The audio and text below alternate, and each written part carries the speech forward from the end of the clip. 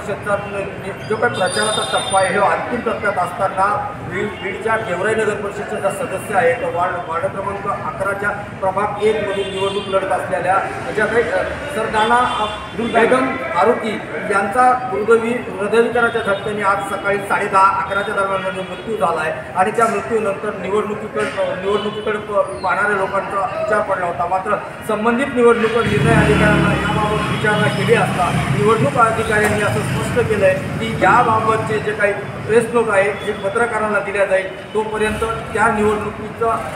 मतदान होईल का नाही याकडे सर्वांचं लक्ष लागलं असलं तरीही गेवराई नगर परिषदच्या राष्ट्रवादी काँग्रेसच्या या उमेदवाराचा हृदयविकाराच्या झटक्यामुळे राष्ट्रवादीचं मोठं नुकसान झाल्याचं चित्र सध्या गेवराईत पाहायला मिळत आहे। कॅमेरामन श्याम जाधवसह मी सोमनाथ मोते, टॉप न्यूज मराठी, बीड गेवराई।